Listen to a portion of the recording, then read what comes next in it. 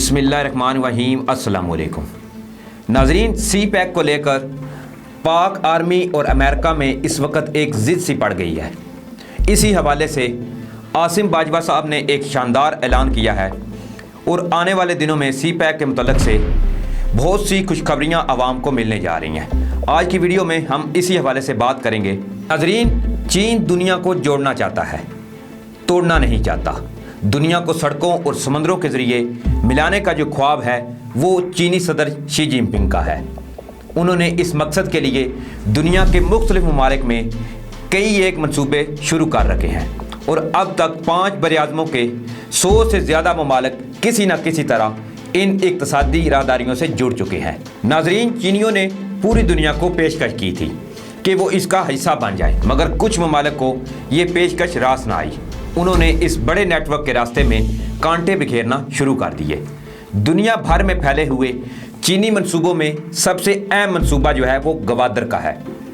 हालांकि चीन के पास जबूती, हैफा, कोलंबो, हरबन, टोटा और म्यांमार की बंदरगाह समेत कई बंदरगाहें मौजूद हैं, मगर चीन और पाकिस्तान के दुश्मन ग्वादर के ज़्यादा मुखालिफ हैं। बहुत से ममालिक एक मुसलमान एटमी क़ुव्वत को मुआशी तौर पर मजबूत होता हुआ नहीं देखना चाहते। इसीलिए ख़ास तौर पर इंडिया, इसराइल, अमेरिका और चंद मुसलमान ममालिक ग्वादर का नाम सुनते ही माही बेआब की तरह तड़पना शुरू कर देते हैं और हमारे इस मंसूबे को ख़राब करने के लिए अजीत कुमार दोवल ने कई जाल बिछाए, बड़ी मनसूबाबंदी की, मगर खुदा का शुक्र है इसके सब मंसूबों पर पानी फिर गया और ग्वादर का सफ़र कामयाबी से जारी है। कल तक भारत में शाबाश वसूल करने वाला अजीत कुमार दोवल आज मुंह छुपाता फिर रहा है। इसकी वजह जो है वो ये है कि चीनी फौज से मार खाने के बाद दिल्ली के कई इजलासों में दोवल को धोकर रख दिया गया। यहाँ तक कि मोदी को भी बहुत कुछ सुनना पड़ा। यहाँ तक कि भारतीय जनता पार्टी जो है इसने मोदी के मुतबादल के तौर पर अमित शाह पर गौर करना शुरू कर दिया। खैर, भारत की दाखिली सियासत पर फिर किसी दिन मैं बात करूंगा।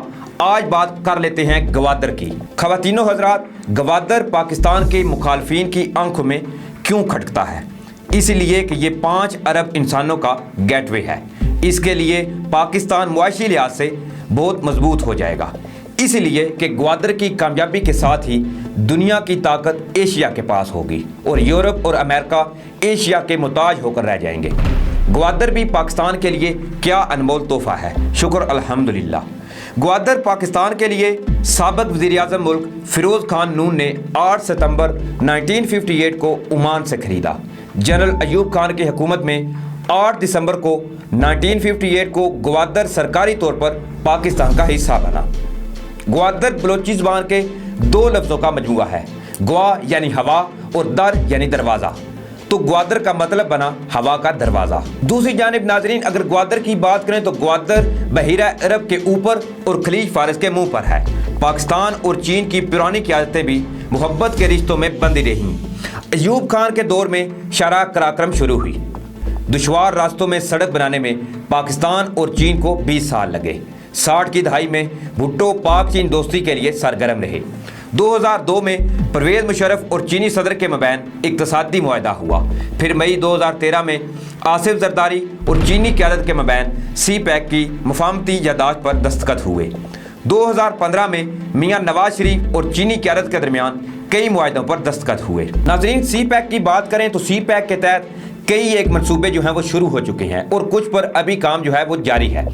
चीन पाकिस्तान में सड़कों का जाल बिछा रहा है, पेशावर से कराची तक रेलवे ट्रैक दुरुस्त कर रहा है, पावर प्रोजेक्ट्स लगा रहा है और इंडस्ट्रियल जोन भी बना रहा है। मुख्तलिफ डैम बन रहे हैं। बलोचिस्तान की बेआबाद और बंजर ज़मीनों को हरा भरा करने के लिए पानी के ज़ख़ीरों पर काम हो रहा है। ग्वादर में ऑयल रिफाइनरी पर काम जारी है।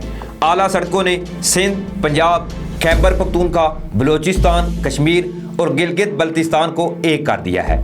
पाकिस्तान के पसमानदा तरीन जो इलाके थे वो भी अब तरक्की का रास्ता देख रहे हैं। ग्वादर में एक शानदार इंटरनेशनल एयरपोर्ट बन रहा है। दूसरी जानिब जनरल रिटायर्ड आसिम सलीम बाजवा जो हैं उन्होंने एक ताज़ा तरीन बयान दिया, जिसमें उन्होंने कहा कि कुछ मुखालफिन जो हैं वो सी पैक से मुतल्लक सुस्त रवि का झूठा तासर दे रहे हैं। मैं आपको ये बताता चलूं कि ये उन्होंने जो पैगाम दिया है ये उन्होंने एक सोशल मीडिया पर अपना एक बयानिया जारी किया है, जिसमें chairman C pack authority Asim Salim Bajwa का कहना था कि ना सिर्फ सी पैक पर काम में तेज़ी आई है, बल्कि मंसूबे का फेज़ 2 जो है वो लॉन्च करने के लिए बड़े पैमाने पर इब्तदाई काम भी कर लिया गया है।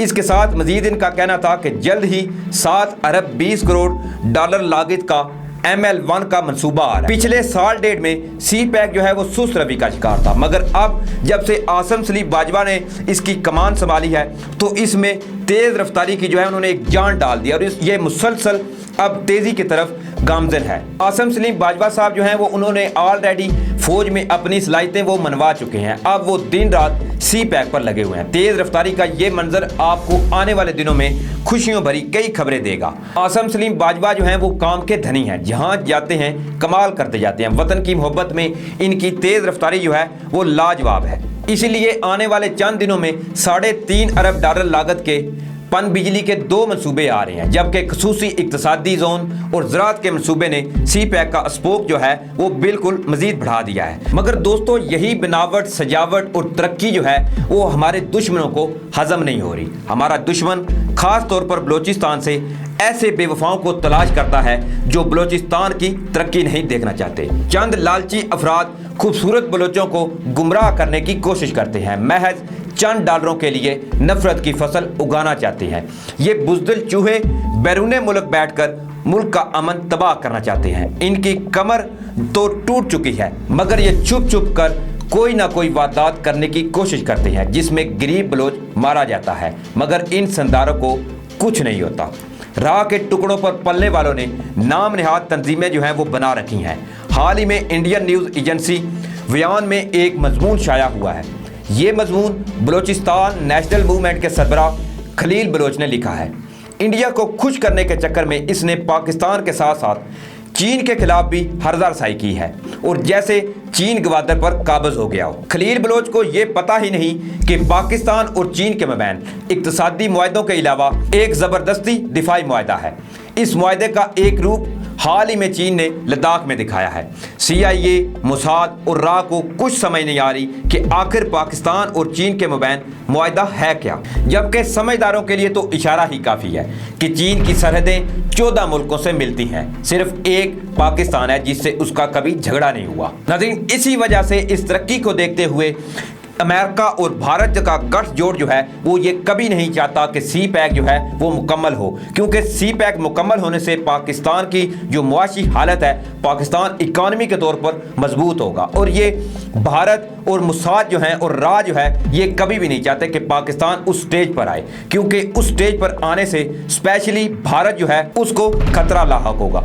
इसी हवाले से आपको पता है कि अमेरिका ऑलरेडी सी पैक को लेकर मुतनाज़ा बयान जो है वो देता आ रहा है, जिसमें उसने चीन को टारगेट किया है। एक पाकिस्तान को ऐसे कन्वे मैसेज किया है जैसे चीन जो है वो गवादर और सी पैक का जो मंसूबा है उस पर काबज हो रहा है। आहिस्ता आहिस्ता एक ऐसी उन्होंने इमेज शो की थी कि पाकिस्तान के हाथ से गवादर निकलता जा रहा है। हालांकि ये बात बिल्कुल सच नहीं। चीन और पाकिस्तान की दोस्ती जो है वो हिमालय से ऊंची, सागर से गहरी और पहाड़ों से बुलंद है, जबकि चीन जो है वो पाकिस्तान को तरक्की याफ्ता ममालिक की फहरिस्त में लाना चाहता है, क्योंकि एक अच्छा दोस्त जो है वो ही बुरे वक्त में दूसरे दोस्त के काम आता है। चीन पाकिस्तान का दोस्त था, है और हमेशा रहेगा। दुश्मन अनासर चाहे लाख चालें, लाख साजिशें कर लें, वो कभी भी अपनी चालबाजियों में कामयाब नहीं होंगे। तो नाजरीन, इसी के साथ मुझे इजाज़त दें। आपसे इंशाल्लाह किसी नई डेवलपमेंट के साथ मिलूंगा। तब तक के लिए अल्लाह हाफिज़।